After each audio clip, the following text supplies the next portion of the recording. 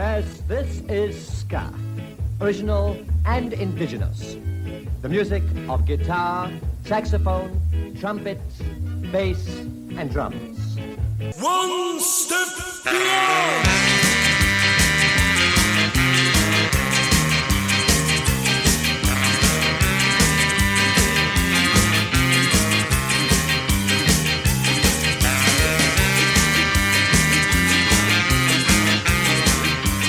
What's up, rude boys and girls? It's time to pick it up, pick it up, pick it up.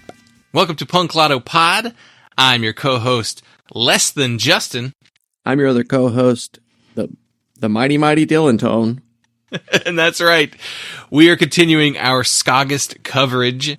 This week it was Dylan's turn to choose the ska record, and he was given the year 2005. And it is very funny that both SKAUGUST episodes this year are from the dark days of ska. Because, man, I'm sorry. I'm have regret, and I wish I had said, "I'm the pickle from Skankin' Pickle." Whatever. There's always next SKAUGUST.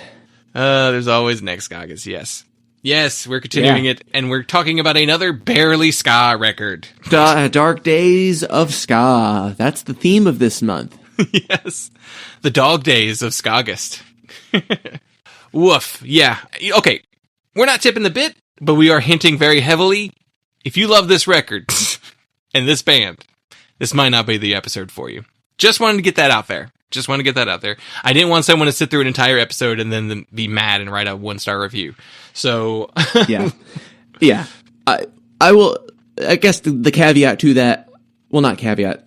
Just further clarification to that. I guess it's like if you've been listening to the show for a while, you maybe have encountered our opinions on Jeff Rosenstock as an artist. We're not really fans. So just take that for what it is up front. Mm-hmm. We're already not really fans. So yeah. So that is that is the fulcrum of the episode, actually. In some ways, this is much like a birthday spanking. Oh, man. Okay. We'll get more into it when we talk about the record. Yeah, we will, for sure. This is the show where we choose one year at random and select one punk, hardcore, emo, or punk-adjacent album from that year to discuss. And we are doing SKAUGUST, so it is a ska record, sort of. Both records we managed to be barely ska records. So before we get into that, though, every single episode of Punk Lotto Pod is brought to you by our producers, so shout out to our producers, Dave Brown, host of the podcast One Band, 5 Songs, and the writer of the newsletter Oklahoma Lefty. Shout out to Zach in Oregon, writer of the Instagram Pacific Northwest Punk Hall of Fame. Shout out to Jason W., writer of the newsletter Weird Alone Guy Industries, and shout out to Steve Long, host of the podcast Rebel Nerd Radio, and the Outer Limits newsletter. And if you want your name said on the show every single week, sign up for that $5 producer tier over on patreon.com/punklautopod. Yeah, so SKAUGUST is a fun time of year, usually. But this one's a rough one. This is a rough one. You were given the year 2005. And before we get into anything as far as what you considered and what you made us talk about, what else is going on in 2005 outside of ska? So, general landscape of punk, continuing with my reverse popularity sorting of records and kind of coming up with some different flavors of punk. I enjoy doing it this way. I'm having fun. It's a little funnier. Some of these picks, I hope you will laugh at. I chuckled when I saw them, and I'll try. I do feel like this section runs away from me, and so I am sort of trying to claw that back some and keep it from going on for too long. So I have this category here that I'm just going to say, we'll just call this pop punk. And some of it is, and some of it's not, and some of it's like poppy hardcore, but it's like not melodic hardcore, and but sometimes it's kind of Ramonesy, and sometimes it's something else. And a lot of this would fall under kind of your category of orgcore, and I think this is a lot of like fest adjacent stuff, and some of it, but there's records from like the Copyrights. We Didn't Come Here to Die. I don't remember that one. What's that? What's I don't recognize the album cover from it. It's it's a pretty obscure one, I think, in their discography. The Swellers, but at the beginning of the end again. Cancelled. Uh-oh. There's a lot of them that are canceled from this year. I didn't catch them all. Shook Ones 16. This is one of those. Yeah, it's not. It's the Lifetime school of pop punk that everybody else goes, that's not pop punk. Why do you keep calling it pop punk? Well, it's more Kid Dynamite, because the lead singer Shook Ones is straight up doing a Jason Shefchuk impression, which I would have put that under melodic hardcore, but... Yeah, fair enough. Go Betty Goes, Nothing Is More. We actually covered that record on this show a long time ago. I think every single one of those bands have played Fest. I think Go Betty Go played Fest when they came back a few years ago. We've got metalcore. Sure do. 2005. We've got metalcore. We are in the thick of Gothenburg metalcore. I could have unrolled a scroll of metalcore records from this year that just ran all the way across the room and out the door. So many bands. I could have broken down metalcore into smaller subgenres than this. Melodic metalcore. There's some I did put mathcore on here somewhere. No, I didn't. I cut that one off. I had a whole section of it. So there's lots more mathcore stuff that I cut off. But here's some bottom of the barrel metalcore from 2005. Scars of Tomorrow. I always get Scars of Tomorrow mixed up with Scars on Broadway, right? The System of a Down side project with the Republican guy. Yeah. I think there might be a Scars on Broadway record. No, that was their first record, was 2008. Yeah. Straight from the Path. Bloodline Calligraphy. Life in Your Way. Yeah, I see you found the Christian metalcore. Oh, so much.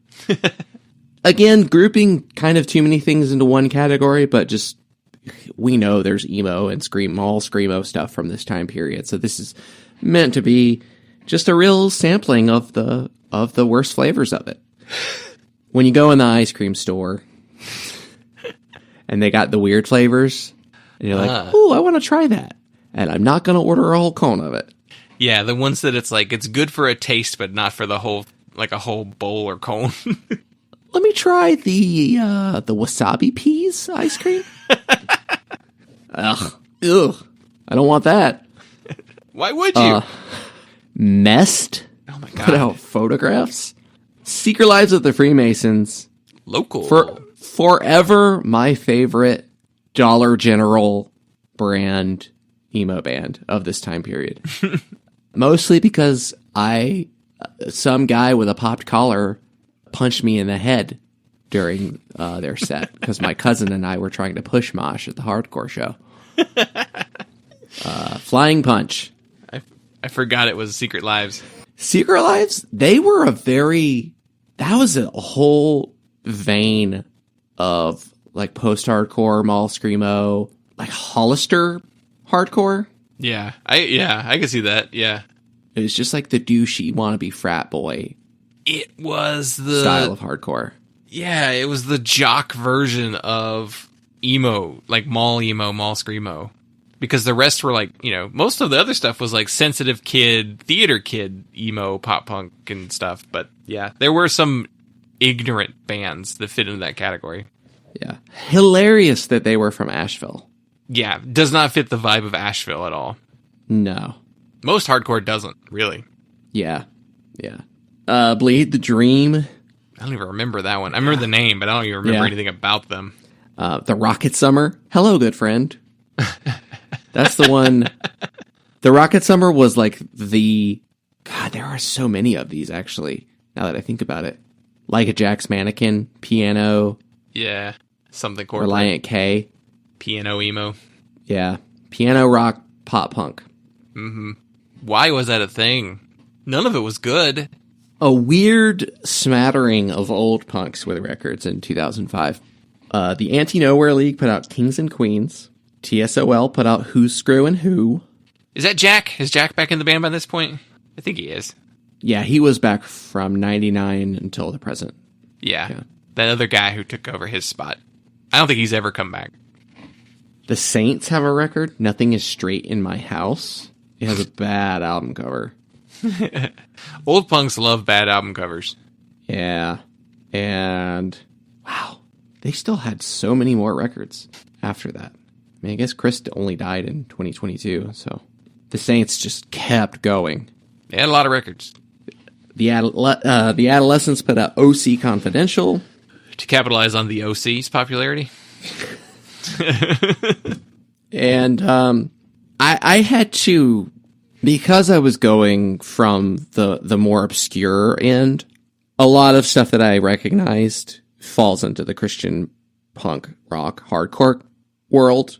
So a lot of that stuff I tried to split off into more subgenres and not just be like, here's all the Christian bands that were doing stuff at this time period. But I was like, man, there's just so many of them back here. And like, I recognize them because I was into that shit.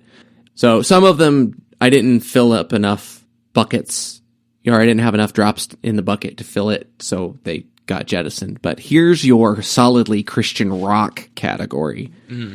Kids in the Way, Apparitions of Melody, Super Chicks, Beauty from Pain, which I forgot to look. I keep doing this. Was it Super Chunk that has Super Chunk? Super Chick that has the Kim Shattuck connection? It was somebody. Is it them? I don't remember. I get Super Chick, Barlow Girls, and Halo Friendlies mixed up a lot. It was Halo Friendlies. It's Halo Friendlies. Halo Friendlies had a little bit more cred than Super Chick and Barlow Girl. Yeah. Yeah. This was peak Freaky Friday, Josie and the Pussycats rock. You know, like that glammed up, glossed up pop punk performed by Disney Channel actresses. Spoken has a record. Bad band. Project 86 has a record. And the rest will follow. Was that... Okay. Is that record good or bad? I don't know. No, it's not good. Okay. We were just kids. We were teenagers. I was 15. Yeah, so I would have been 18 in 2005. Yeah. Yeah, I don't think it actually is good. I don't think that band was ever actually... I think there's moments, but they're burned into my skull, and they're shaped like good music to me. And I know it's probably not, but I always liked them. A lot of those records just fall into that category of too nostalgic to be properly criticized. Yeah. Not for by us. Yeah. That it's just like, I will defer to other people, and I think most people would say Project 86 was not a good band. A real moment for Celtic punk here. Mm-hmm. Flogging Molly opened the doors wide for all of these bands. Yeah. Street Dogs, Celtic punk adjacent, I guess. Maybe a little bit more street punk. Yeah, they're more street punk. They have a record, Back to the World. The Tossers have The Valley of the Shadow of Death. The Real Mackenzies put out 10,000 Shots. Dropkick Murphys put out The Warrior's Code. Big record. That's a big one. Because that one's got Shipping Up to Boston on it, I believe. And here's my entries for the melodic hardcore category. X Looking Forward X, The Path We Tread. Christian Straight Edge. Stretch Armstrong's Free at Last. Actually, I think that's the show where I got punched in the head by the Secret Lives of the Freemasons. I think it is, yeah. That record is surprisingly decent. I went back to it last year before when they reissued it, and I listened back, I was like, this is better than I remembered. Because I remember at the time I didn't like it that much. I thought it was like, they went mainstream. Sinking Ships. Talk about mid-2000s melodic hardcore. Yeah, I don't even remember that one. And Painted Black put out Paradise. Yeah, a good record. Okay, I pulled up that Sinking Ships album cover because I wanted to see which one it was, and it was like, okay, yeah, I remember like the curly... It was not a font, but it's like that, you know, those little like bookends on their band name. Yeah, I remember those. Well, it is SKAUGUST, and you were assigned this year, so what did you almost choose from 2005 for us to talk about? So 2005, we said up top, it's a dark year for ska. It is well past its commercial prime, and very siloed. But also this time period, there were a lot less bands to choose from, I guess. It's a period where like the legacy acts are the only ones really around at this point. And none of it was really well regarded or covered very much. Like you'd get a little blurb in the AP mag or something like that, but not a lot. Yeah. But we are in a gimmick punk era, so we'll talk more about that later because I think that does play somewhat into the record that we are talking about. But I considered Real Big Fish, We're Not Happy Till You're Not Happy, out of morbid curiosity. Because what does a mid-2000s Real Big Fish record sound like? My guess is it sounds like a not as good version of the mid-90s Real Big Fish album. Yeah, which is honestly not something I really want to listen to. Yeah. But I feel like we should give them a fair shake. So Yeah, we've one of never those really classic done them. 90s records would be what we should do. I don't think I'm going to like... I mean, I had a feeling I wouldn't like this record. I don't think I'm even really going to like their big records. So this was an easy pass, but there wasn't a whole lot to really choose from. So kind of snuck in there. I considered the Planet Smashers Unstoppable, and I think I've actually heard this record. I think this might actually be the only ska record from 2005 that I have heard. And it would have been because I downloaded it around the time it came out, maybe that year or the year after. And that would have been around the time period where we were getting deeper into ska, which is kind of funny because like we were getting into ska at a time where it was not popular. It really was at its weakest point. Yeah, I don't really understand why. Is it because we just had all those ska albums and we were like, I want more ska, so we started looking into it? I mean, we got into more older stuff during this time period. Yeah. It's kind of a mix of things, I guess. It was coming from Christian ska, primarily, and then kind of just exploring music outside of the Christian music world and being like, oh, there's more ska bands. Well, I like the sound of it, so let me dig into that. And there was always like ska bands on Warped Tours, so those comps had like a handful of ska bands on them. I guess that's really how we did it. It was really just looking up lists of ska bands and then going and downloading their records. Yeah, ska was still around. It was still talked about in, you know, your individual one-on-one conversations. It wasn't a thing that was getting a ton of press mainstream. But you're right. They would be on Warped Tour compilations. You know, you would hear about some of these records and some of these bands. I mean, I heard about all of these bands during this time period, you know, talked about. So, yeah, I mean, we say it's a dead period. It's just like it's not a thriving time period for ska, really. There's not a whole lot of bands, and there's not a lot of classic records from the bands that are active. Yeah, because they'd already all put out their classic records. Not a lot of new blood. No. That's the biggest, I think, issue with the time period. I don't really remember being that impressed by this Planet Smashers record. Planet Smushers record. I don't think I've ever actually been that impressed by a Planet Smashers record. So There was one that I really liked. I had a burnt copy of it. It wasn't this one, though. It was one earlier. I don't remember which one it was, but I liked that one. Don't know why. And the record that I kind of wish I'd picked instead, actually, was Tokyo Ska Paradise Orchestra's Answer. And I don't know if it would have really been that good of a record, but I think it would have been an interesting record to listen to and talk about. I do remember there being a fair amount of hype around this band, which I think was largely just due to the novelty of them being a Japanese ska band. Yeah. In particular. And I don't know how well regarded they actually are in the ska world. I don't either. I have no idea. I don't know if they're considered great or if they're just considered like, oh, and they're there too. But they're interesting because they were doing it when not a whole lot of other people were, and they were doing it somewhat proficiently. Yeah. They're like a big band too, right? Isn't that part of their deal is that they really are like an orchestra? There's like 10 of them.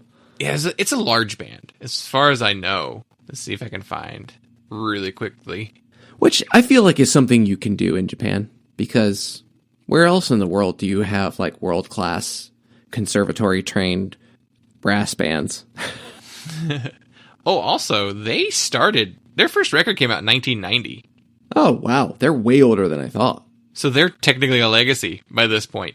But if you look at like what's popular, they're like 2000 and 2002 albums are their like most rated on Rate Your Music.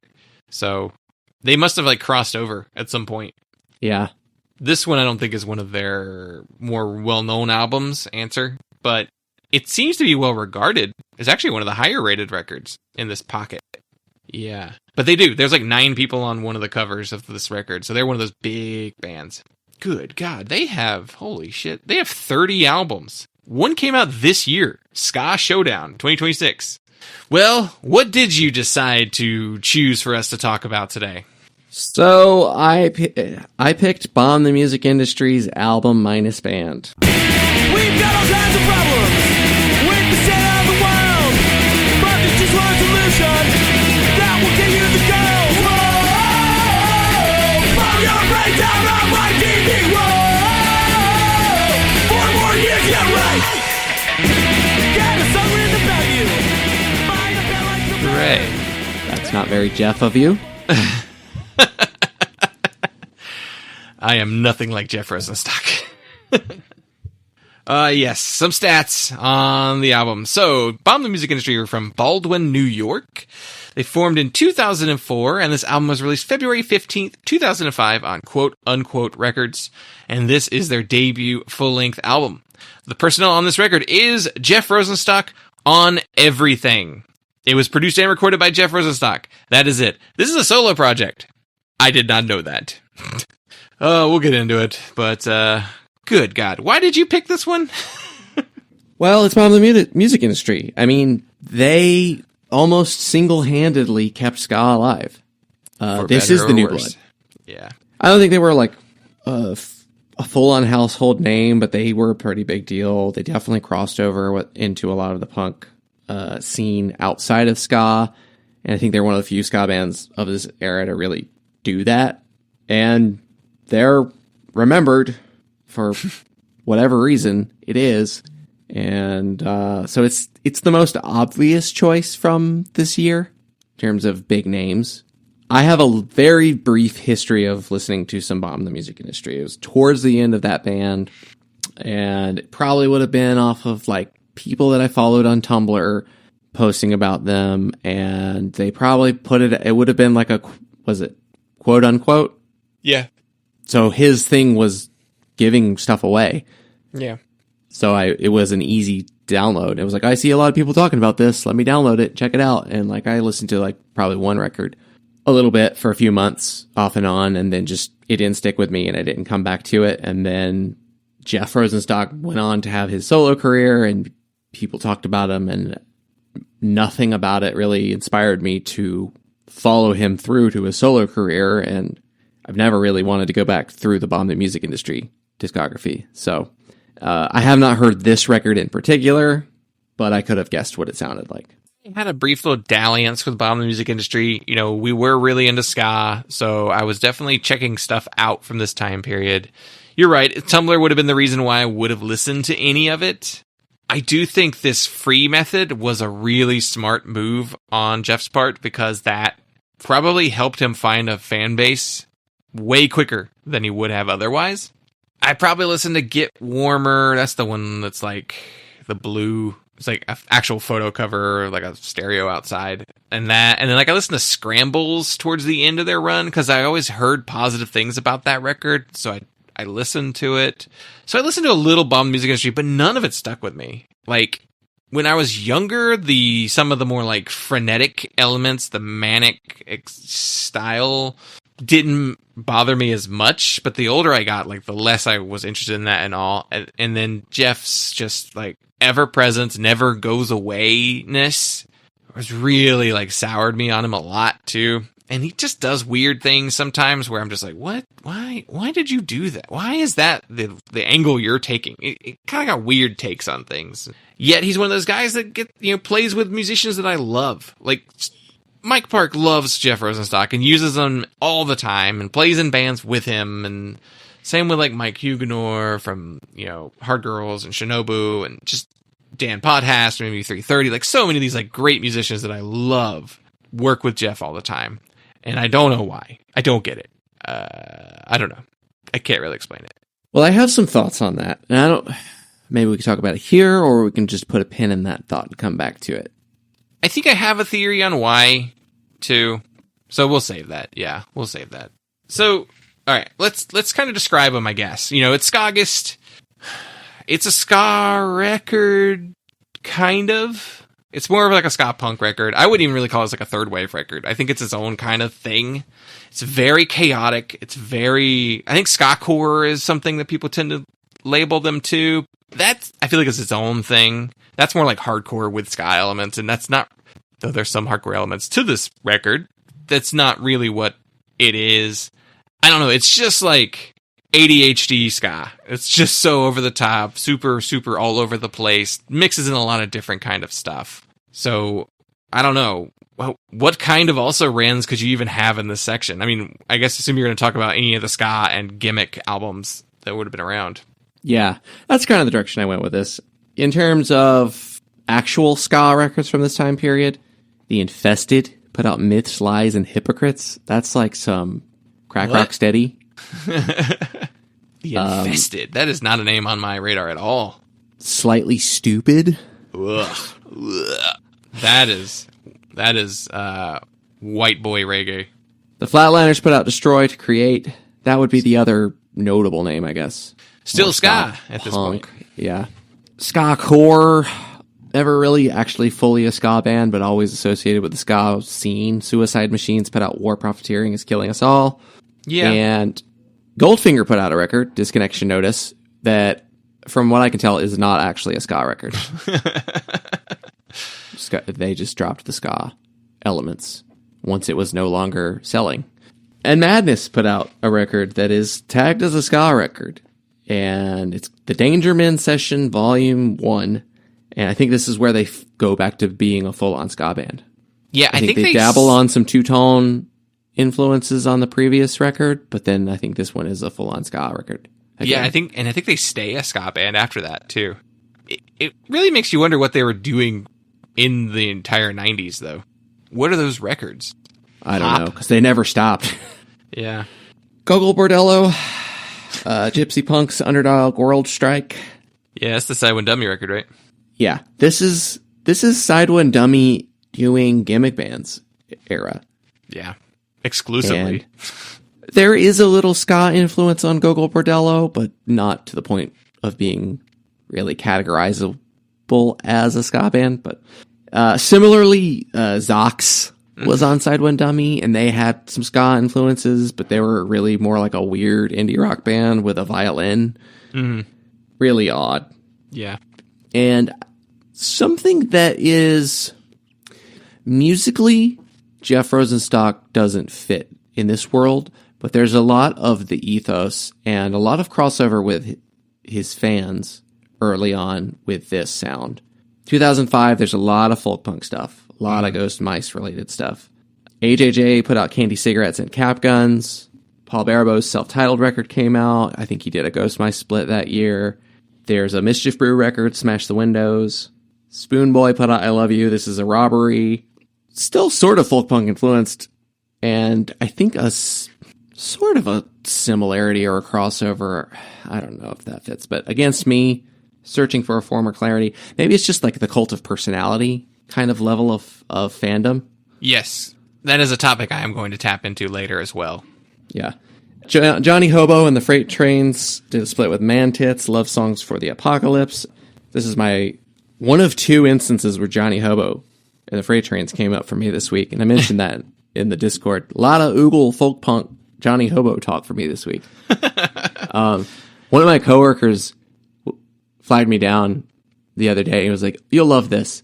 We were at one of the bars in the neighborhood just recently. He's like, and I took this video, and he showed me this video of his phone of some guys in like studded vests with fake punk haircuts, sitting at the bar, playing songs on an acoustic guitar and singing. They weren't performing. They weren't booked to play there. They were just at this bar doing that. Ugh. And he said, and he compared, he was like big, like Johnny Hobo type of vibe. And the really funny thing was, he said the big hit, my favorite was a song they did called Big Girls. And I'm like, oh, I bet that was great. And he just goes, Big Girls. It's like, with that hook, I mean, that's a classic. Yeah. Also, I always feel bad for Man Tits on this split because no one has heard their side of the split. For some reason, the Johnny Hobo side got separated from it in all the like file sharing era, and so no one's ever heard the other side because it's almost an album's worth of songs anyway. Yeah. It's like really long for a split. Like, how long was their side? Yeah. I also am not crazy about their name. Man tits. No. I mean, Johnny Hobo and the Freight Trains isn't great either, but he's not great at band names, okay? None of them have been good. Because I love her. Alright, gay. Every day's an asshole, but you never see me. Yeah, dancing and dirty and drinking and dancing, but these are fucking weekends, so we're sleeping up to 5. Wake up and lock the door and burn up galleries. Never let go when you talk to me. Your stories are blowing, people been asleep. That's what I wanted, and it's what I needed. My busy day, I'm sleeping in. Got power to the cell phones on a million dollar place. Well, let's get into the story, I suppose. Don't really want to, but here we are. So, okay. Prior to Bomb the Music Industry, Jeff Rosenstock played in the ska band The Arrogant Sons of Bitches. That band played a very similar style of frenetic ska punk, but was a little bit more of a full band experience. Everybody in the band played instruments. It's a full band. So while that band is going through a breakup due to friction between the band members, Jeff said at the time, he's like, I told the band I didn't want to make merch anymore, and they all got mad at me. He does a lot of framing in the early days of Bomb the Music Industry around anti-capitalism and anti-music business stuff. Very, very, very, very, very, very, very funny considering what he's known for in an argument he did a few years ago, like 2 years ago, about merch. Great guy. But during that time, he wrote a song called Sweet Home Canada. I fucking hate the song titles on this record, too. So this was an anti-George W. Bush song. This is recorded during the re-election of George W. Bush. He was re-elected in 2004. And he recorded that song on his PowerBook's built-in microphone. Do you remember the era where musicians were fascinated with recording on Apple products? But like the built-in standard equipment? Yeah, I remember that being like a thing. Oh, we made this on GarageBand. Yeah. And yeah. But with built-in microphones. It wasn't like a plug-in or anything. Like 1994 did that one album like that too. They recorded that album on their phone? Yeah.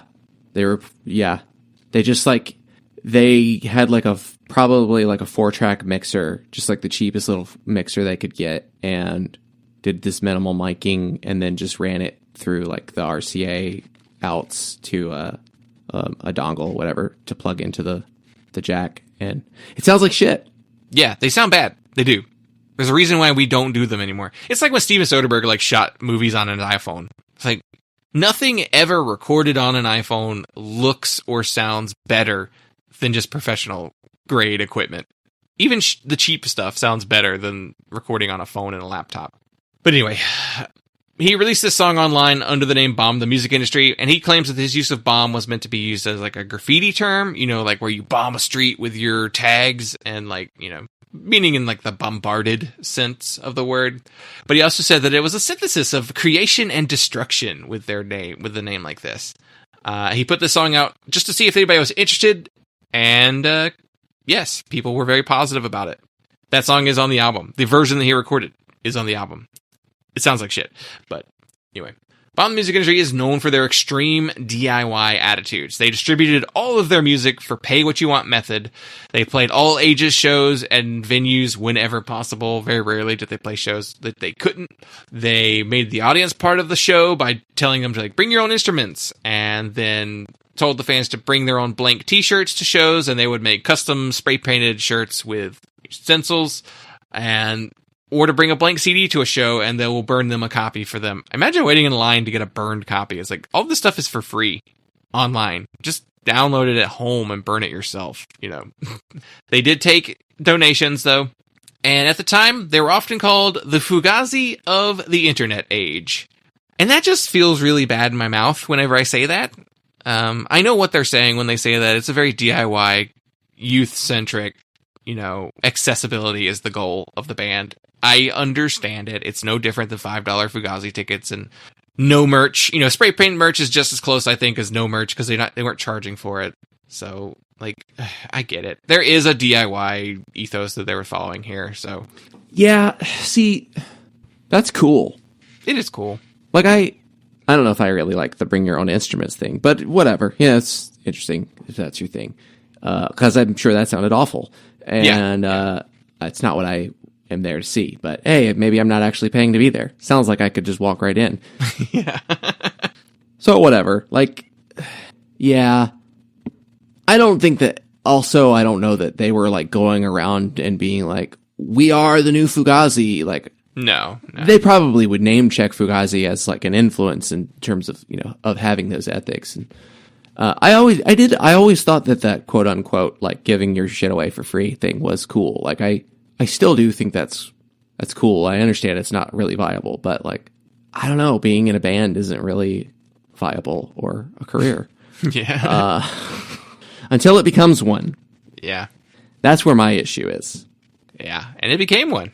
Yeah.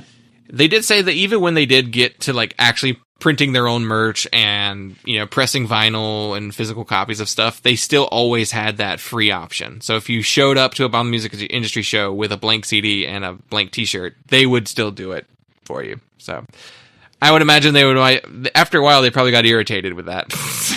And we're like, do you need me to burn this for you? Might have been like the conversation after a while. Just being like, yeah, are you sure? I mean, it's for free. The laptop revving up. Yeah. It's like, okay. Like, let me get my computer out. Is probably the way it always had to go to. It's like whenever like squares were new and like some bands had them, but they would always be like, yeah, I guess we can do it. They didn't want to. Well, they didn't want to pay the fees. Yeah. So this record, as well as the next two Bomb Music Industry records, are all written, performed, and recorded by Jeff Rosenstock.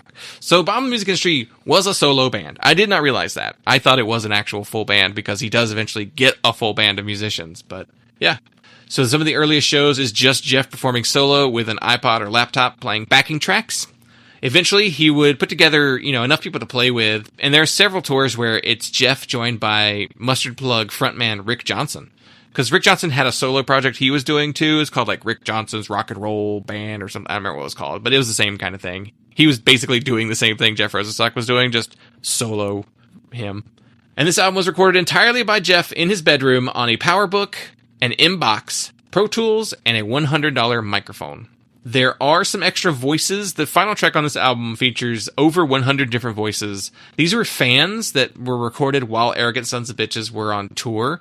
They got a bunch of fans together in a barn in Massachusetts and had them like sing backing tracks. And it was meant to be an Arrogant Sons of Bitches song that just never got recorded or done.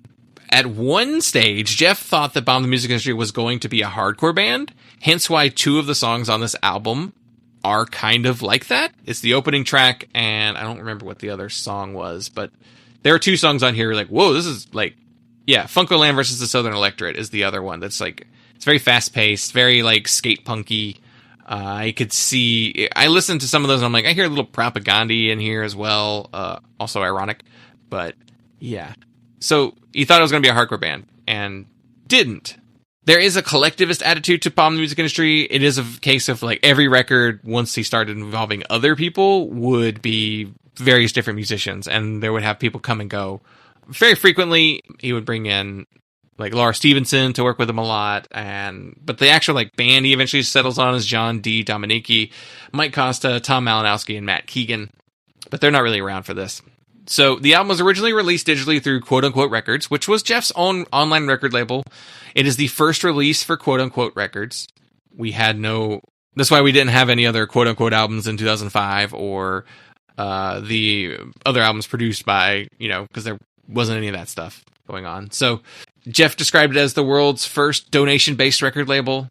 And I was reading an interview. It was an Interview magazine, and the interviewer was talking about how doing it this way even predated, Radiohead putting out In Rainbows and Nine Inch Nails putting out their stuff for Pay What You Want. And what's really weird about this is whenever that was brought up to him after he'd been doing it for a few years and then those records came out, his response to that was, "So what I'm doing is obsolete now?" And what? What's the full context? That was what he said in an interview when he was asked. He said, "So my initial reaction was, so I'm obsolete now?" It's like, no, you were just ahead of the model. And once these big bands did it, then that model became more acceptable and like, oh, that's a cool idea. People like that. What do you mean you're No, keep doing it, stupid. What are you talking about? Yeah, I'm just trying to understand. Is he like, oh, now the big guys are doing it? Like, they've taken it from Punk? I guess. But I 100% guarantee you that neither Trent Reznor or Johnny Greenwood know who the fuck Jeff Rosenstock is. Even today, they probably don't know who he is. They weren't copying you, buddy. They just saw what the internet was. And they were like, Napster was a thing. Maybe we should get ahead of that. I told you this last night. I think Jeff Rosenstock is kind of dumb. And we'll see some more things from him. I don't think he's a smart guy. This is where we get yelled at. Yeah, I do. This is the kind of stuff that's going to get us in trouble. But, okay. So initially... go ahead. Okay. I guess I want to not recap, but respond to everything that's happened in the story so far, because this is already so much. I'm on board with all of this. Yeah, me too. Like, I like this. I like the give your music away thing. I like the doing it all yourself. I like the doing it cheap. Like, I think a lot of times we recorded this with, shitty gear and did it cheaply, like, often overshadows the music. Becomes too much of the story, but like I think that is still a good attitude to have of like, can I do this myself? Going and playing live solo with backing tracks is something that I've seen people do and do it well, and I think it's a cool idea. It's something I've considered, and it's just like there's so much that I like about how he's doing things, but we're not talking about the music yet. So yeah.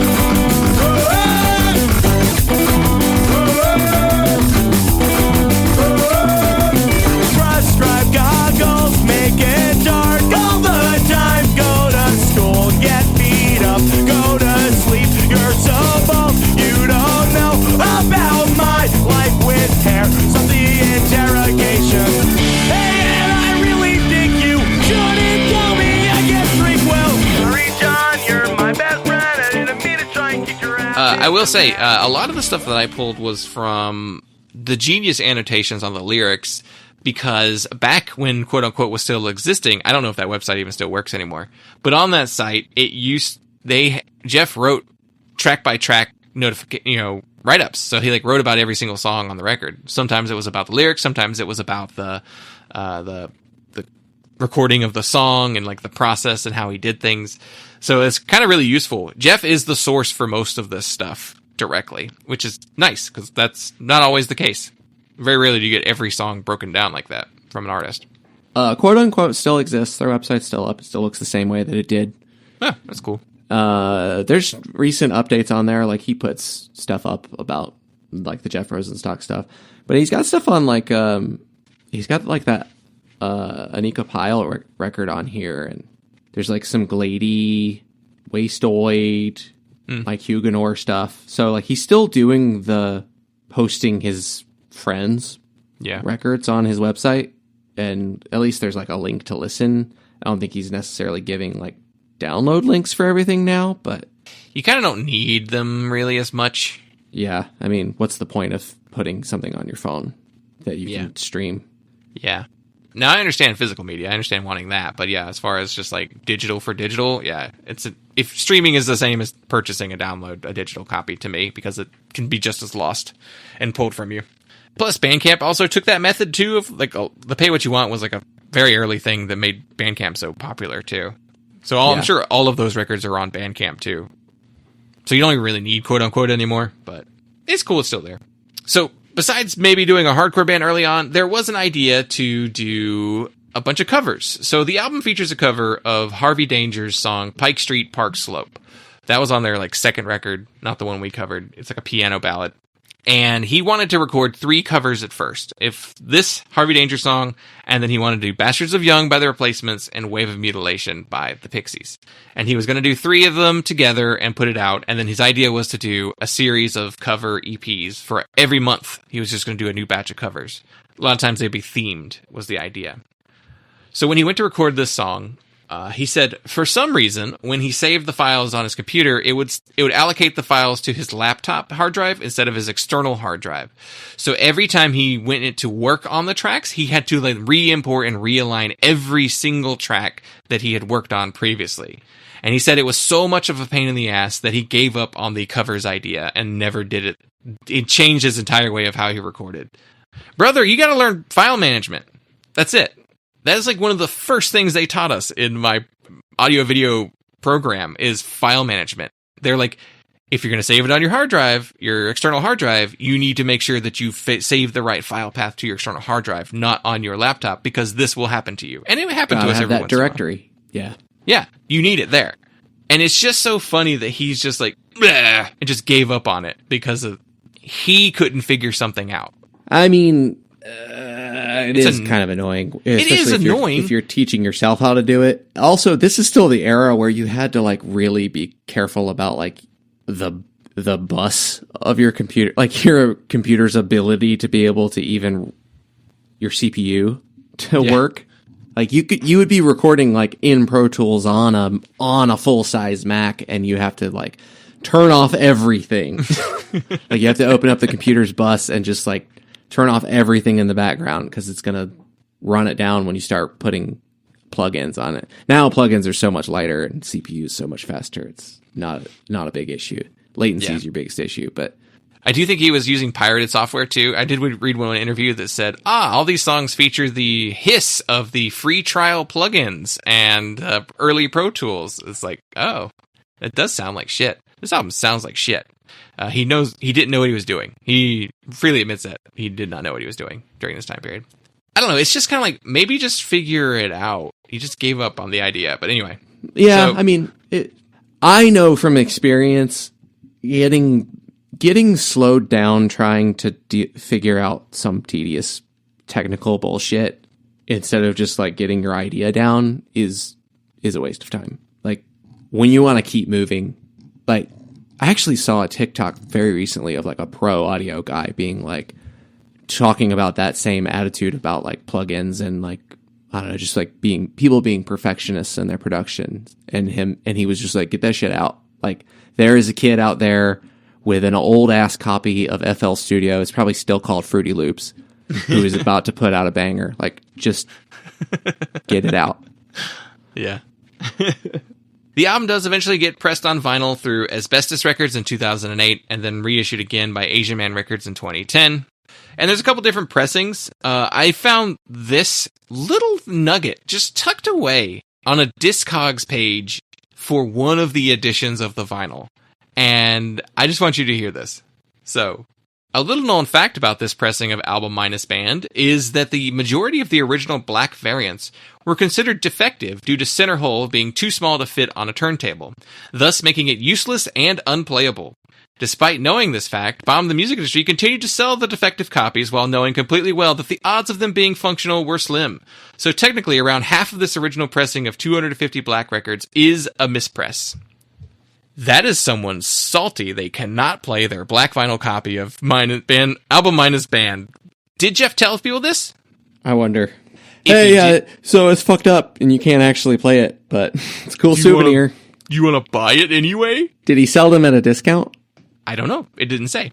Yeah. I sure hope so. I won't throw him under the bus for that one because we don't know for sure. Yeah. I just thought it was a very funny note. It's also possible they sold a bunch of copies not realizing it. And then why aren't you testing your records, brother? Later. Because you got the test presses and like maybe they played one copy that was fine. Only half of that pressing was bad. Yeah. So, at some point they caught it. But you're not cracking open every copy to try it out. Let me make sure the center hole is big enough on this record. But clearly somebody got enough there's enough copies of it that were fucked up that I guarantee you people are like, I don't know if it was the asbestos pressing or if it was the Asia Man pressing. You just twist a screwdriver through it. It's fine. I mean, yeah, it is. Unless there's no hole, then okay. I've had records where it had a misaligned center Yeah? hole. Now that's unplayable. That Oh can't yeah, be where fixed. that's fucked. Yeah. And then I found this other note. There was a Fest 9 exclusive cover that was doing a parody of the Chungking Can Suck It cover. And it says, the U.S. Postal Service can suck it, was the title of that one. And I was like, well, what's the story here? So on the back cover, it says, U.S. Postal Service can suck it. So long story short, we sent off a large restock order to interpunk.com. In our box's journey from Connecticut to Virginia, the Postal Service apparently decided that fragile means beat the shit out of the box with a hockey stick, and then kick it down the stairs. Luckily, the records themselves were unhurt, but the covers rendered them unsellable as new records. So the box sat in limbo at the Interpunk offices when we didn't have any replacement covers to swap out. So we decided to screen some covers to state our displeasure and offer them to you nice folks attending this little jazz festival in Gainesville. Thanks for your continued support and enjoy the fest. So you insure your shit, dummy. Yeah, I mean, I understand. The post office messed things up.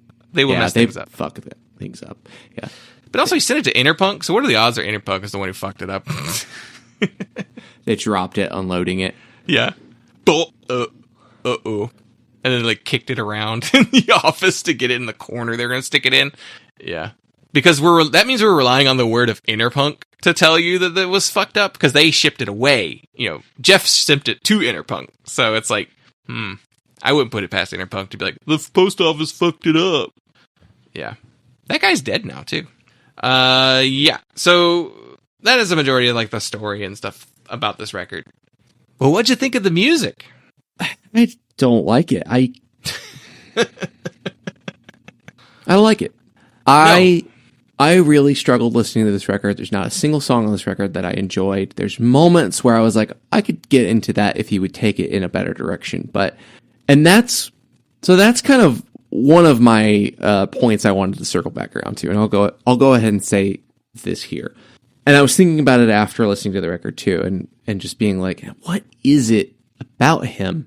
And because he plays on other people's records, he has all these great musicians that he plays with all the time. Like, what does everybody like about him? And I think that there's a musical instinct that's there that is solid. I think what he needs is to take his musical instincts, at least to my taste, for me to enjoy it. He needs to put it towards someone else's vision. He needs to use some of those musical instincts to push someone else into new territory, into a different direction. But ultimately, he needs to have limitations. And I mean, he has technical limitations in terms of the recording thing. That's imposed. But I think in terms of like creative limitations of like, let's not do every single thing you thought of, and let's maybe focus on the best part of it and make that the focus of the song. And I think that's what happens on so many of the things that he plays on that he likes. Like that Dan Andriano record, I love. And people are like, oh, Jeff Rosenstock's fingerprints are all over that. And I'm like, yeah, I guess I see that. But the songs are great. And like the Shinobu stuff that he plays on, it's Mike Huguenor's ideas, or at least like his final decision, or at least it's the members of Shinobu. You know, it's a more collaborative at least.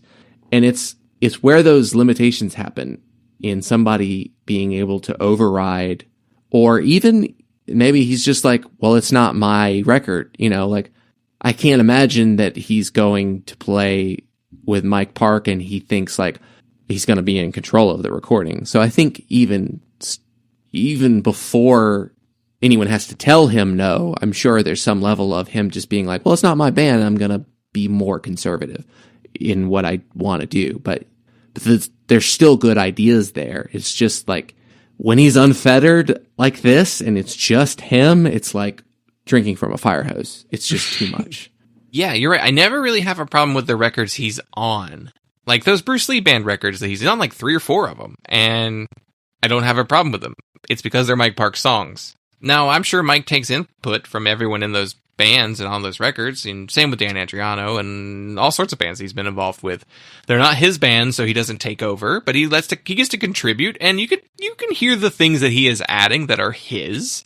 Like there's that one there's that one Bomb Music record Bruce Lee band record that he asked Mike, he's like, give me a song to sing in Korean. Like I want to sing a song in Korean.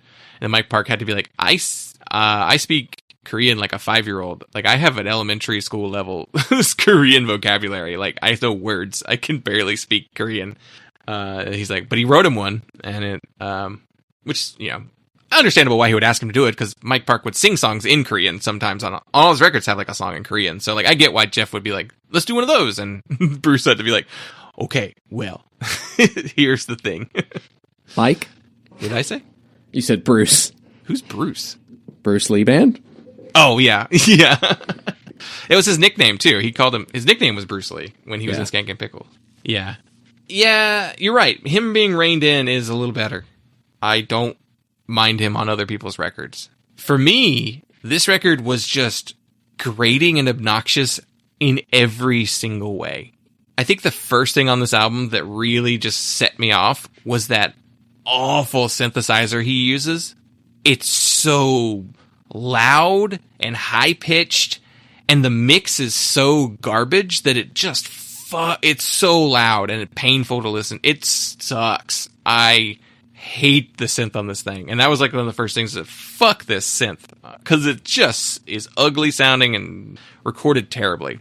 And the whole record's like that. It just gets on my nerves. Like there's nothing about this album that I like earnestly enjoyed. There were a couple moments where I was like, that's interesting, and that he would ruin it somehow. And I hated this record. I listened to it, and I was so upset the whole time I listened to it.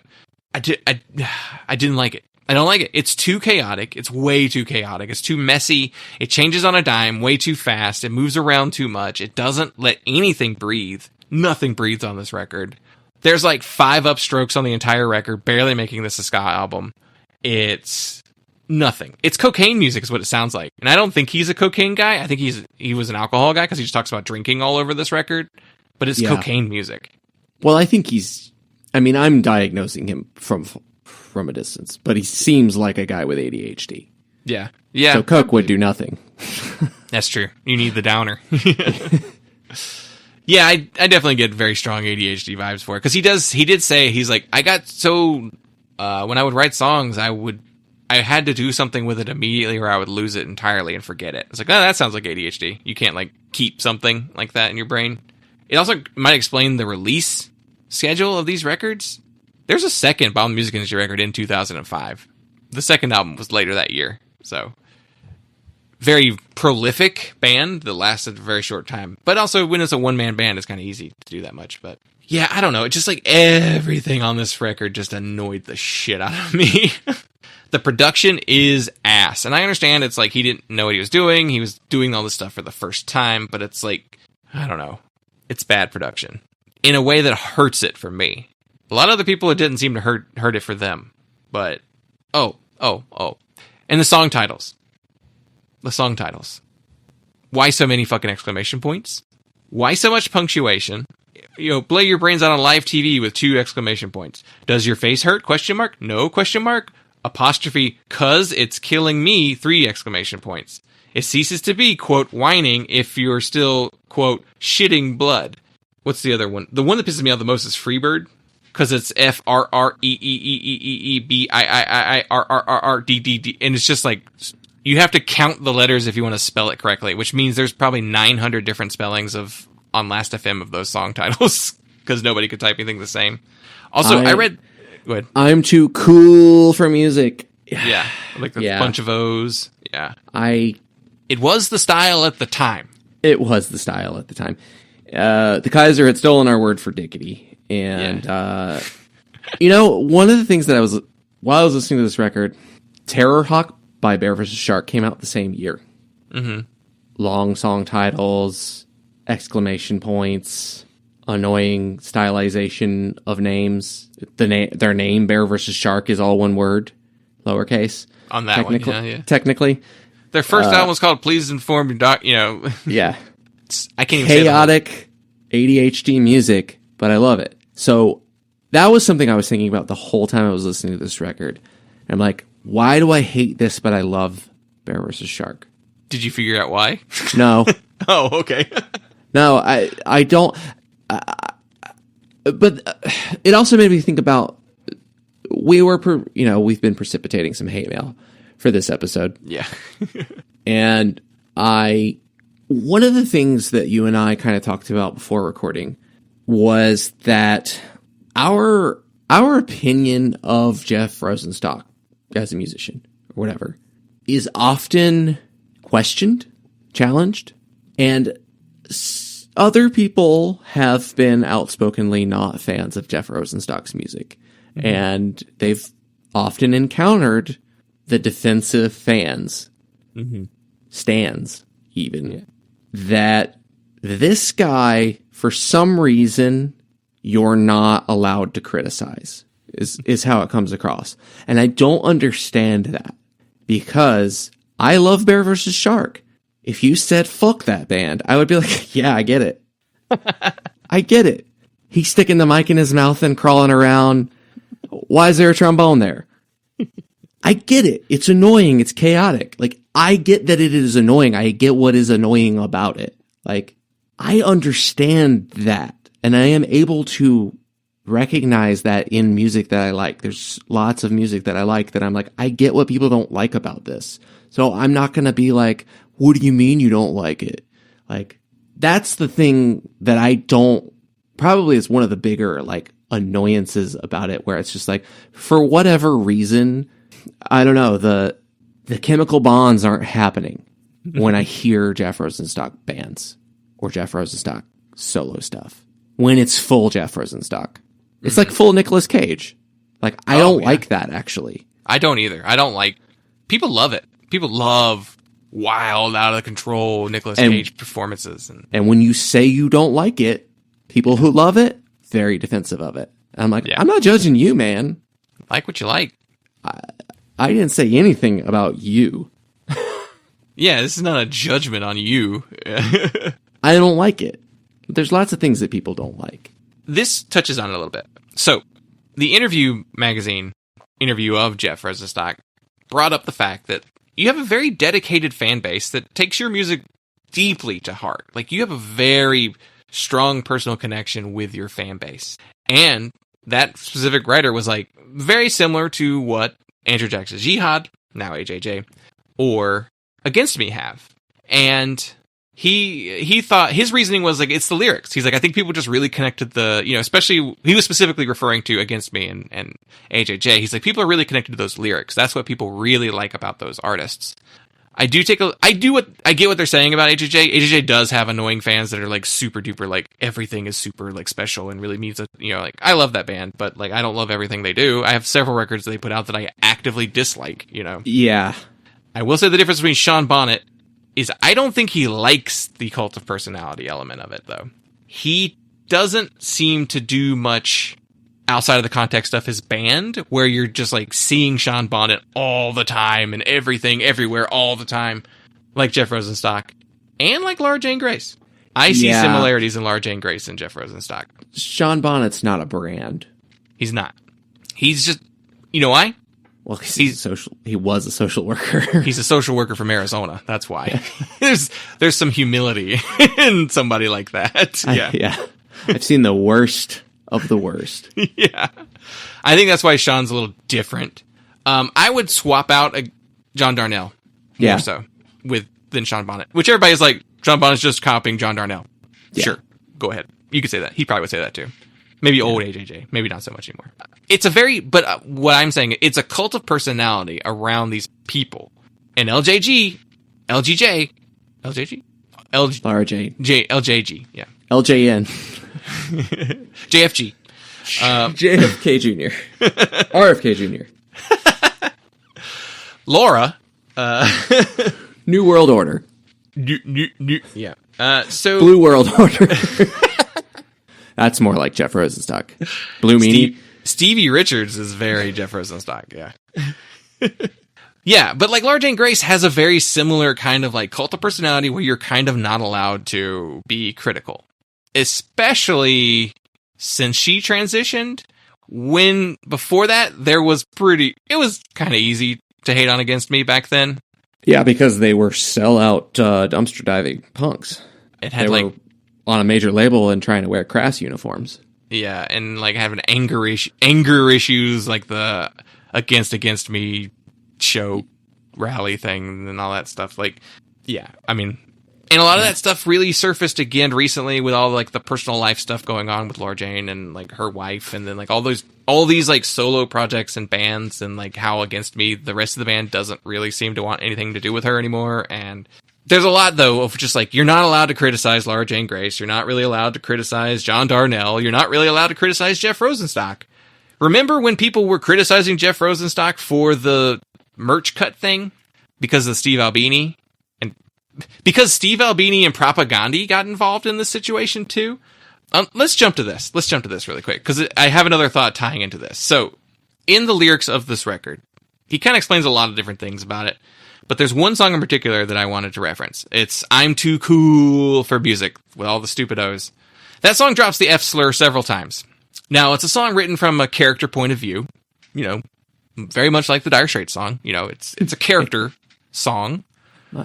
Yeah, but it doesn't have the riff. Yeah, I mean, come on. That song rocks. Yeah. That riff will justify any... No, it won't. But... Yeah. But there's... He stopped using it. Yeah. But I also even get his point, because he was referring to an actual conversation he overheard. This one, too, it's like meant to be kind of a talking about that kind of thing. It sucks that it's there. It sucks that you hear it on a record like that, but it's still there. I wonder if he doesn't play that song live. Anyway. Well, it's a very recent development, but Jeff is non-binary. Ah, okay. That's a very recent thing that he's said. I think he came out 2024 saying that. So okay.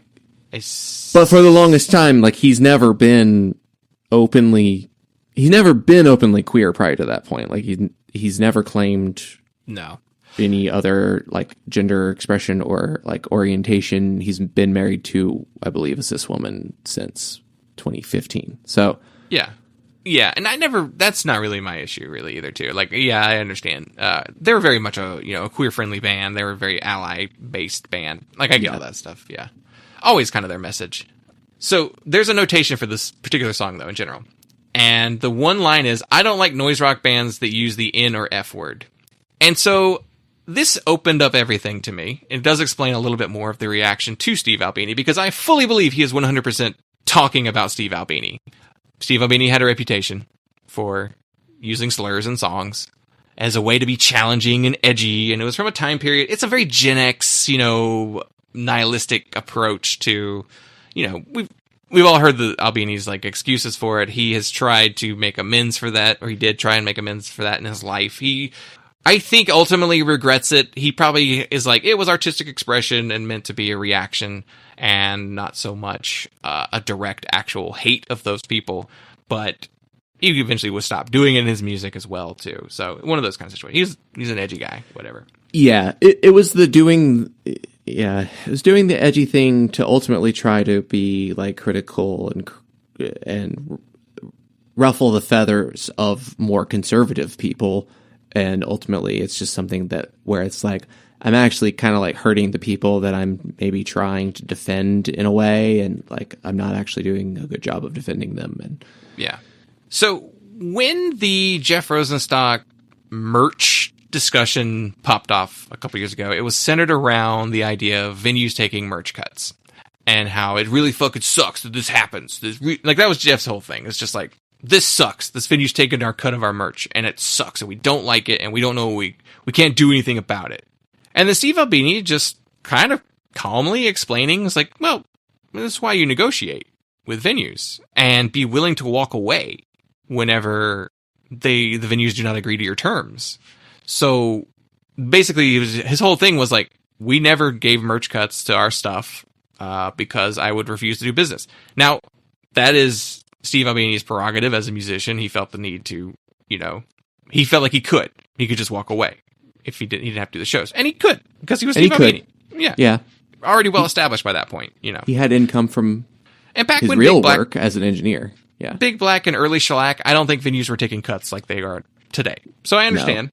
He came, once he was coming through and that was a thing that was like more prevalent and more common, he had enough power to be like, no, I'm not going to do this. I can just walk away from it.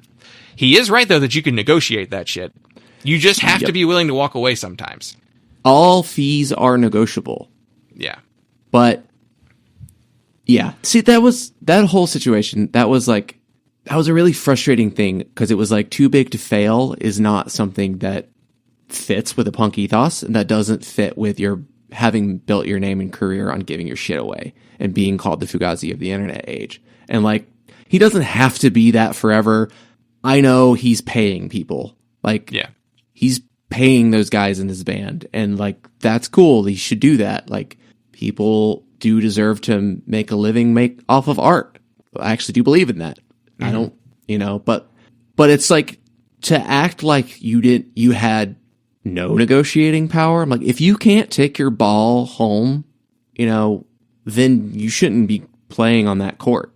Like, if you really can't argue with Live Nation and negotiate those fees and those merch cuts down to as little as possible, or just outright refuse them, then like, you have no bargaining power.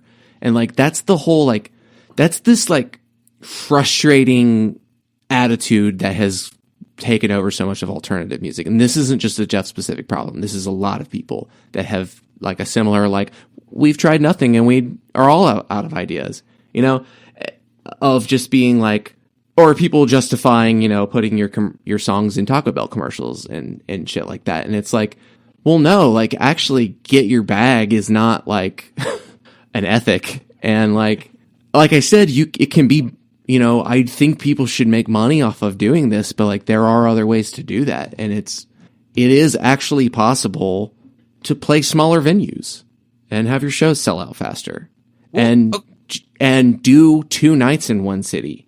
Well, I was going to say, Jeff Rosenstock has bargaining power because Jeff Rosenstock does have the advantage because of those like 10-day sold out shows. Remember those? Like, yeah, if you can sell 10 days out straight, and I think is currently in the middle of doing the exact same thing in Chicago right now too, you have bargaining power and can walk away from the table. You don't have to take these Live Nation rules.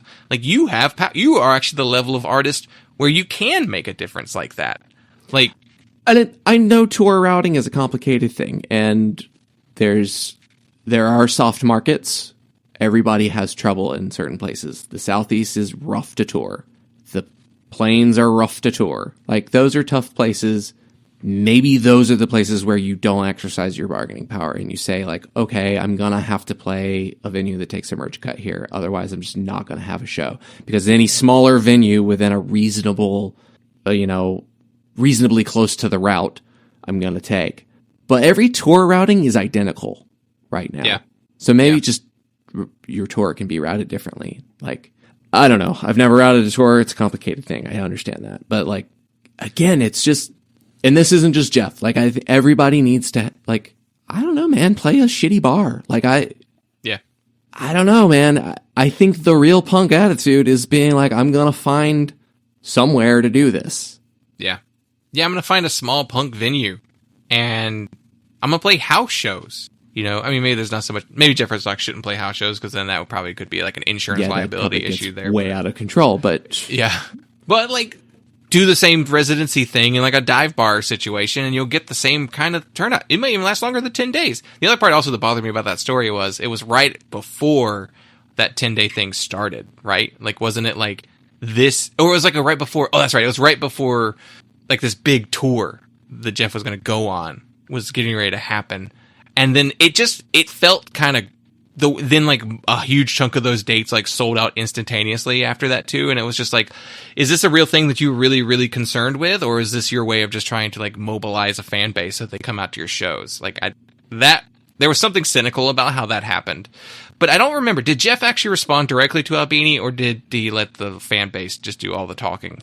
I don't remember what, there were some responses, I think, directly to it. I don't remember exactly what he said. And I think that their conversation went back and forth a little bit and like landed somewhere a little bit more amiable. Yeah, I just with that in mind, knowing that Jeff wrote a song pretty much saying fuck Steve Albini, 20 years ago, and then that interaction happened the way that it did, it made so much more sense why that reaction went the way it did initially. Because Jeff's response initially was negative and to backlash against Albini. And Albini wasn't even trying to be mean about his post. He was just kind of like, you can negotiate, was basically his whole point. So I just thought there was baggage there, is really what happened in that situation. It kind of explained a little bit. And then Propaganda got wrapped up in it. Totally unrelated. Because Chris tweeted my I don't want to pay merch cuts on my sweatshop manufactured t-shirts. And he's just like, oh, I didn't even know who this discourse was started by. He's like, nah, Jeff's cool. It was kind of like his response. But the fan base was like, fuck you, old man. It's like, you know nothing about Propaganda. Shut up. But that's, again, like Albini versus Jeff Rosenstock, like that's two people whose musical output I don't care for. But now Propaganda, I'm a little more hit or miss than other bands, but like there's definitely great stuff there. But also it's just like when you're talking about this for like an ethical problem, and it's like, well, who's going to know about negotiating music contracts better than, and remaining independent better than Steve Albini? Yeah. And like, who's going to know better than anybody about like sticking to your morals than anarchist vegan Propaganda? Yeah. Yeah. I mean, while we're on the lyrics, there's a lot of lyrics on the record. It's a very George W. Bush protest record. He just got reelected in 2004.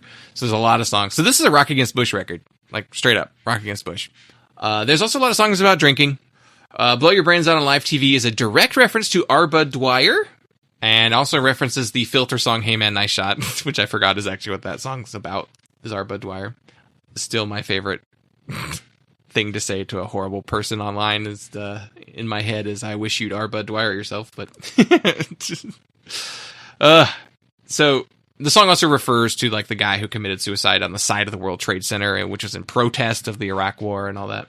Does Your Face Hurt is considered the band's mission statement. It's a sort of anti-capitalist take on the music industry and musicians trying to be cool. That topic comes up a lot. That is kind of the premise of the band. It ceases to be whining is about being in a band who's supposed to break big, but never does, and then the pressure you put on yourself. Funkoland versus the Southern Electorate is like it's another political song. It name drops Donald Rumsfeld specifically, talking about the Southern Electorate, talking about how the Southern Electorate is the reason why Bush won that election.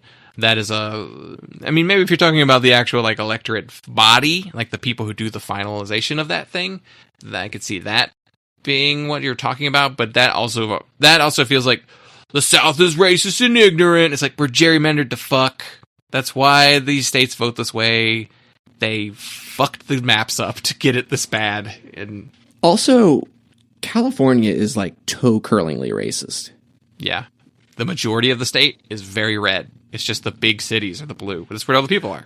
Oh, the cities are full of very racist people, too. Oh, yeah. I mean, New York City's the same way, Just the cavalier racism and homophobia that I encounter regularly in LA is like wild compared to where I grew up, where you think of North Carolina having a reputation of being like really racist. And it's like, no, actually, most people knew how to keep a lot of their shit behind closed doors. Yeah. The Confederate flags everywhere is more of a recent development. That is the same kind of attitude that MAGA. It's a very like fuck you libs attitude. And that's why it's like it's just to piss off Democrats more than it is to be. It is a statement, but also like it's more just a piss off. Yeah. I got a few reviews. So I couldn't find really any written reviews. I don't know if these were written at a time whereas the blog era and a lot of that stuff just got lost.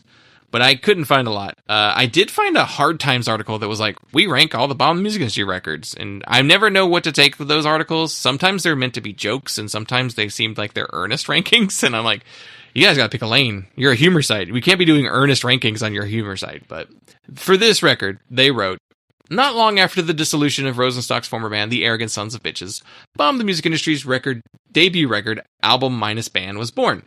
Forged from a need to cope with the seemingly less than amicable split of the previous group and a month-long flirtation with sobriety, the record features Rosenstock programming drum tracks and playing most of the instrumentation himself.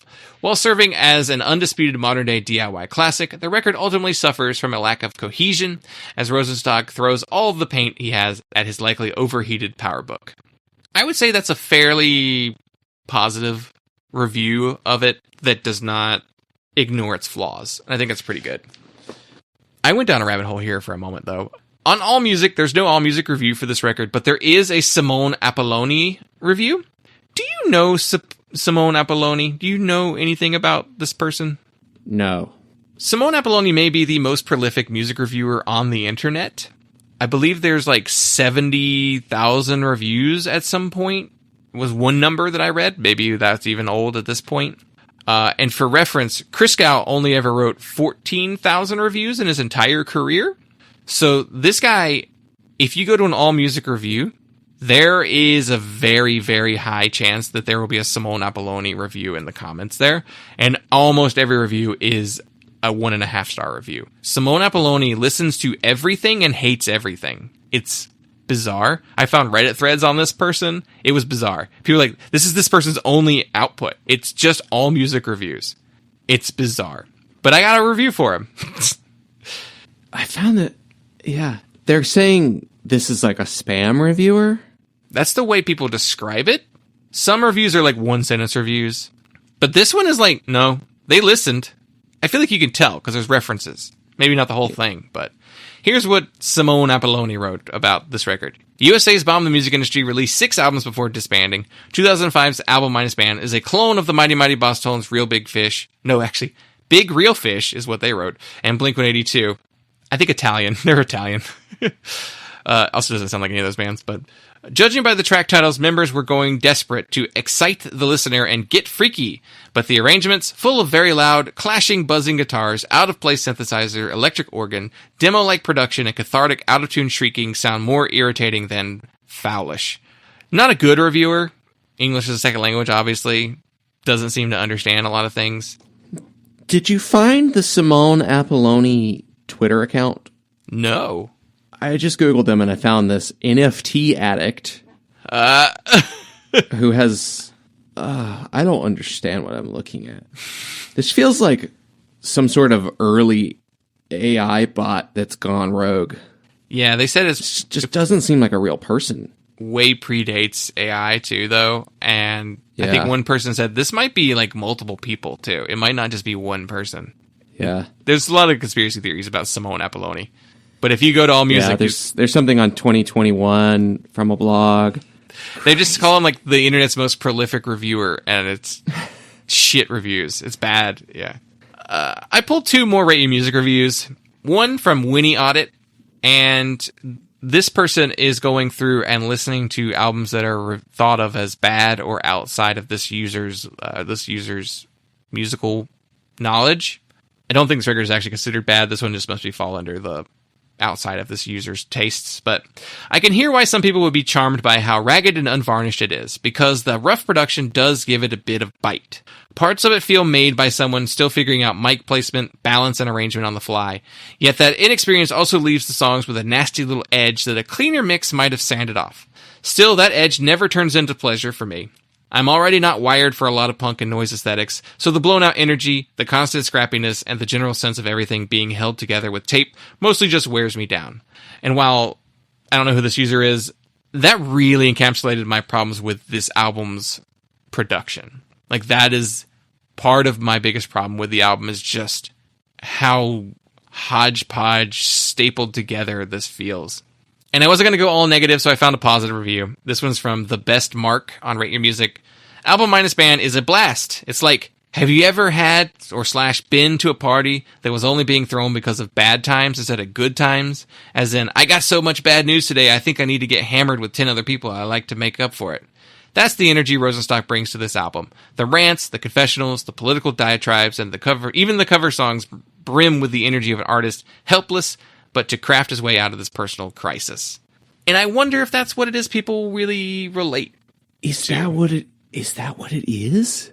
I The only thing to do now is get fucked up. I can't relate to that. Not music like that.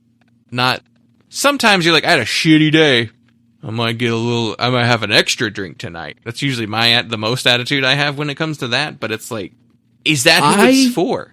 I get. Actually, I don't know. I've never been able to relate to the I party as self-medication. I understand drinking as self-medication, but I've never related to the, like, I'm like a fucked up person, or like there's something that I can't deal with, or like, so I gotta go party but I'm not an extroverted, outgoing person. So like, that's why I don't I've never really been able to relate to that kind of, like, because to me, like, drinking, if anything, makes it easier to socialize. So like, to me, it actually is a good time, and it's not drowning out the horrors or anything. It's just like, hey, I feel like I'm a normal person. Yeah. But even then, like, I don't want to be out until the sun comes up. I don't know. Like, yeah. I went out with some people after work the other night, and, we left like maybe right before last call, but like, it's just like, I got home at like 2 a.m. or something. I'm like, how the fuck do you guys do this all the regularly? Yeah. I mean, I don't really relate to that energy either. And maybe that's part of why we don't relate to this band or Rosenstock. I don't know if Jeff is still quite like that anymore, but maybe that residual personality is still there. There was one interview I read where he said that he's like, early on, a lot of just like drunk bros would come to my shows. And I really had to make an effort to kind of like call those guys out if they're being shitty at shows, and really like try and he purposely tried to make his audience more diverse, and purposely tried to, get more women and more feminist and more, ally stuff. Like he really didn't like that really drunk bro attitude. And so he fought to get, push that out of his music. And that's commendable. I do appreciate that. A lot of artists don't. A lot of artists are just like, hey, they're buying tickets. I don't care. But you made drunk bro music. That's the thing. Yeah. Still made the music. The punk version of it, but... Yeah. Well, okay. I think that also maybe leads to something I said to you yesterday. My feelings on it is that there's not actually that much that is interesting about him or his music that I feel like I need to have an opinion on it, and I'm annoyed that I still have to have an opinion on him. Yeah. I fully understand that this entire episode is just us complaining about Jeff Rosenstock the entire time. I know, we're just axe grinding. And I know, but this is also, when you said that too last night, it kind of got me into thinking of, I think this is going to be our thesis on what it is. This is us trying to analyze for ourselves what it is we don't like and why we don't like it. And I think we nailed down enough things by doing this that now I kind of have a firmer understanding of why I do not like Jeff Rosenstock's music or persona. The golden retriever, never growing up, Peter Pan, all caps letters, yelling all the time, persona, I don't like in music. I don't like it. I don't like the I'm so fucked up, I'm just gonna drink Sincere Engineer thing. Like, I've tried to get into Sincere Engineer, and it's just never clicked, and it's just like, I've come to realize, like, so much of that just like, I'm a fuck up kind of attitude.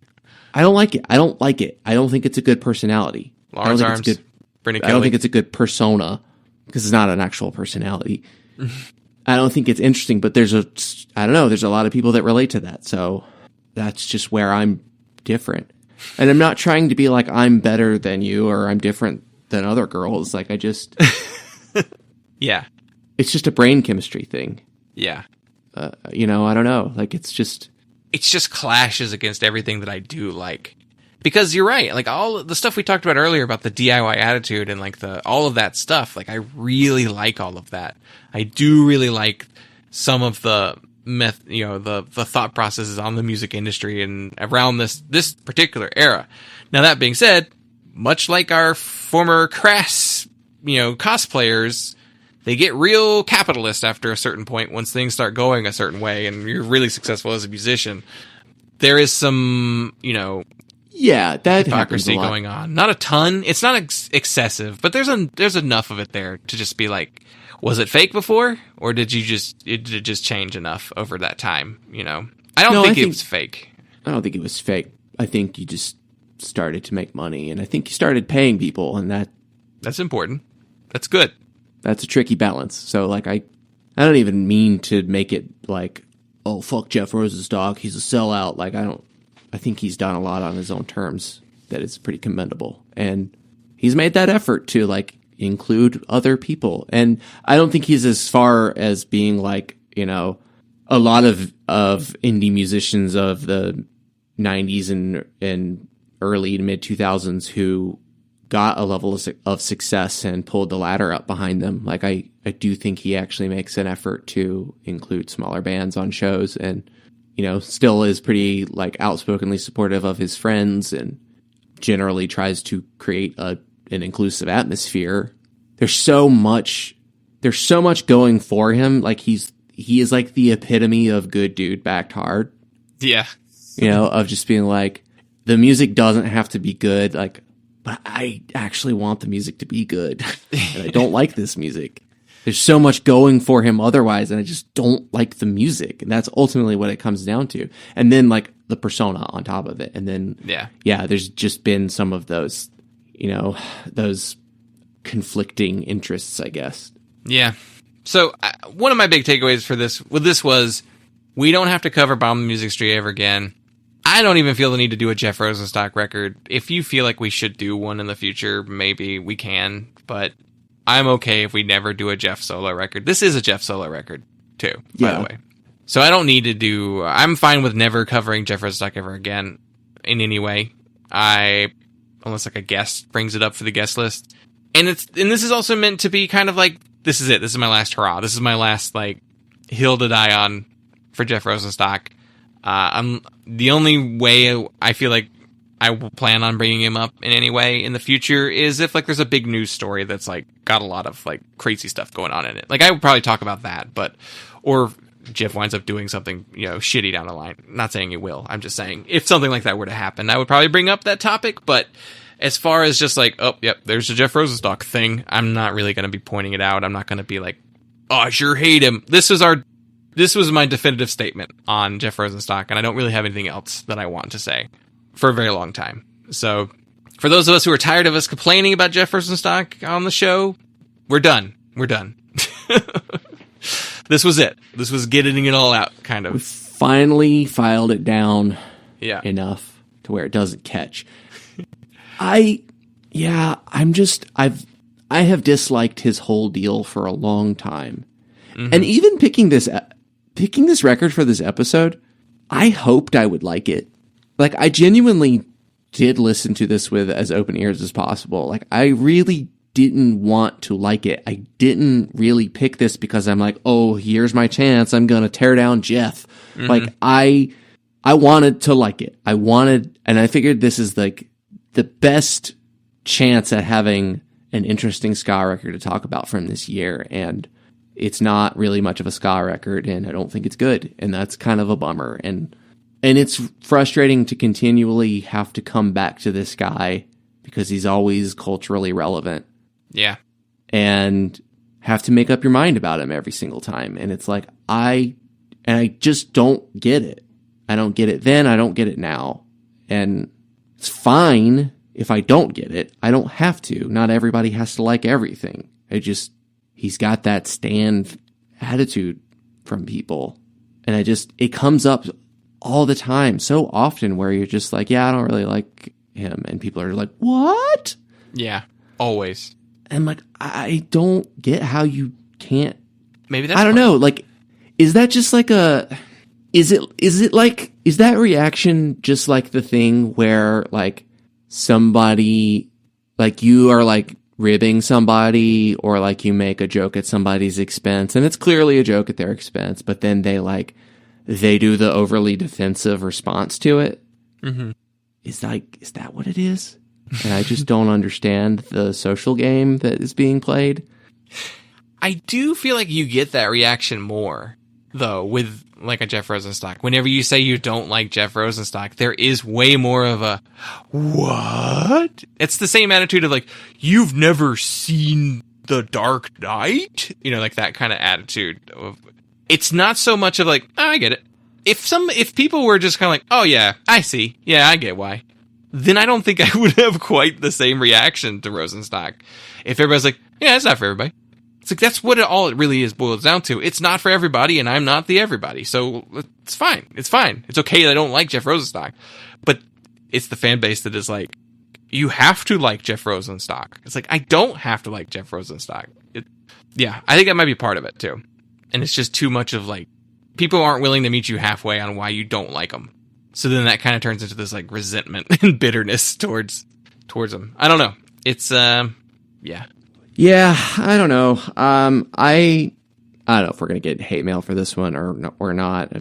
We actually really don't get very much hate mail these days. We're not getting the negative reviews as often anymore. There might be some comments. I know when you post this one on Instagram, though, there's gonna be like 3 or 4 comments like, "I love that record." Yeah. We're going to get that.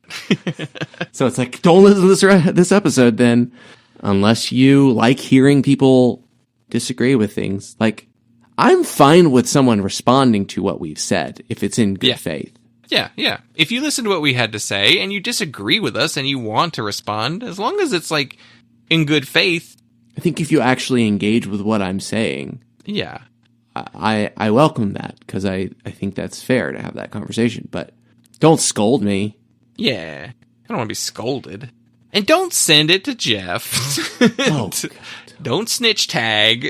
Like, this is going to be one of those episodes that I post on social media, but I'm not going to be, like, going into Facebook groups and, like, Discord pages and promote yourself pages for.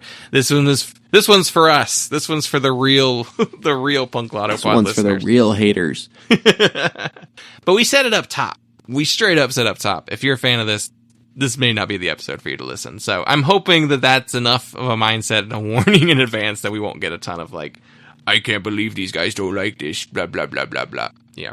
So, yeah. Let's do Aftermath. Let's get out of here. Bomb the Music Industry goes on to release 6 more albums. To Leave or Die in Long Island in 2005. The same year. There's 2 albums in 1 year. Goodbye Cool World in 2006. Get Warmer in 2007. Scrambles in 2009. 2 years off. But then right back to it. Adults, Smart, Shit Hammered, and Excited by Nothing with so many fucking exclamation points in 2010. Vacation in 2011 was the final record. I also realized I was like, oh, that's why I always thought there was always a Bomb in the Music Industry and always a Jeff Rosenstock record. He has a manic release schedule too. But the band announced that it was going on hiatus in 2012 and then finally call it quits with their final show in 2014. And Jeff Rosenstock would go on to a rather lengthy solo career. I don't know how many records he's put out, but it's like more than 5, probably like closer to like 8. A lot of solo records. But did we win? No. This is one of my least favorite records we've ever done on this show. Yeah, it is. It's really one of my least favorite things we've ever covered. What would you rate it? 1 star. Woo! That's some hate. I'm at a 1.75 right now. Yeah. It only gets those points because I could see what other people like, kind of. Maybe. I still don't understand that part. That's the other thing. I read all these positive reviews. Nothing really convinced me on why they liked it. It was just talking about like the ethos and DIY stuff. And it's like, that's not the music. What about the music? You know? Okay. That's it. That is it. This is a very long episode. Yeah. Something that my wife has mentioned about, we were talking about music and recently, and she was talking about how it's kind of funny. She doesn't really pay very close attention to lyrics. She's a lot like you in that she's like, I don't hear the lyrics of a song like the first 5 times I hear a song, unless they're just like really obvious, but they don't really register to me. It's not really what I engage with. And she's like, and she's not into music for like technical purposes of being like, oh, I like what they're doing musically. Like it's just, but she was saying like something that, what makes her want to come back to something when she hears it is, does it make me feel something when I hear it? Do I feel like I'm being told a story. Not in the lyrical narrative sense, but just does everything about the music, the production, the voice. Like, does that make me feel like I'm part of a story or hearing a story? And I'm like, that's an interesting way to word it, I thought. And I think that's a very fair way to describe music, whether you like it or dislike it, that subjective quality and aspect of music. Other people are hearing some story that they feel like they're part of when they listen to his music, and I don't see it. I don't hear it at all. Like, there's just some key element is missing to open the door. And that's what it is. Because, yeah, there's plenty of annoying music that I like. Like I said, you can go find those examples and be like, but you like this. And I'm like, yeah, I know. I don't know why. I don't know I can't pin it down. You know, I feel like any excuse or any criticism anybody ever gives for music is always just like some sort of manufactured, there's a justification that you're having to do, that just where something is just fundamentally not happening within the first 30 seconds of a song. Like, I'm not hooked. And sometimes later you hear something enough times you do finally find it. But yeah, I've tried a lot of times. Yeah. Well, that's it. We did it. No more Jeff Rosenstock, Bomb the Music History Talk on the main show for, a very long time. So we're done. I know the idea is like, it's so funny because there's so much of an idea of like, well, they live rent free in your head. It's like, yes, we also have a show to do. So we're trying to create a show. So that's part of it. So yes, we did a 2-hour show on how much we don't like Jeff Rosenstock. Okay. We needed to make a podcast is what we needed. So that's why it's like this. I know some people always are like, oh, you're talking about me, so you must love me or something. It's like, I gotta talk about something. But yet you use the internet. Yes. Very much. You got me. You got me. I gotta exist in the same world as you. Yet you choose to participate in capitalism. Oh, how funny. It's like, yeah, we live in a capitalist system. We kind of have to. So, yeah, it's a very similar attitude. Yeah. Remember, everything written and said on this show is written for entertainment purposes and is not meant to be any sort of value judgment on individuals. So, yeah. If you want to hear more inane ramblings about music and what we do and don't like, go to patreon.com/punklautopod, where you get access to all of our weekly bonus audio. Where last week we did a 2-in-1 I'm Listening News of the World, where we just talked about the news stories of the last few weeks and what we have been listening to. You can also check out a few other of my side projects, the 21st Century Breakdown, nearing its conclusion. 2 episodes left to go on that one. And if you sign up for that $5 producer tier, that gets you access to the producer exclusive poll that determines the EP that we talk about on our extra play, which we do once a month, which that should be maybe next week, week after next, actually. We'll do that one. And if you want to vote in that poll or have your name said on the show every single week, sign up for that $5 tier. And we have our $10 tier where you choose the album we devote an entire episode to. We did a couple of guest lists recently. I did one with Sergei Lubkov of Ways Away and Sam I Am, which was a ton of fun, and a lot of people gave me lots of feedback on that. They had a great time with that. And then we did one with our good buddy John Russell from the band Drug Country, his new solo project. And that was a great conversation that Dylan got to join me for. So that was fun, a little bit different. And all of those are in the main feed of the podcast, the same place you get this. Those are tagged the guest list. And I've got a guest spot coming up on another show, but I'll promote that more whenever it actually comes out. But Dylan, what are we talking about with you? Well, let's see. This episode should go up the day after the new single comes out. So Dylan Hensley and the Major Awards Band. The new song should be out everywhere. Hopefully everything works correctly in the distribution. I am pre-release recording this episode, so yeah. We'll see what happens next week. And you can follow us, Major Awards Band, most places. You can follow me at Husker Dylan. I'm not super active under that name other than posting my outfits on TikTok sometimes and just posting stuff to my Instagram stories. But you can go look at those. Yep. And you can follow us everywhere on social media at punklautopod. Our punk voicemail line 202-688-PUNK and our email punklautopod@gmail.com. And that's it. We appreciate each and every one of you. and we will talk to you all next time.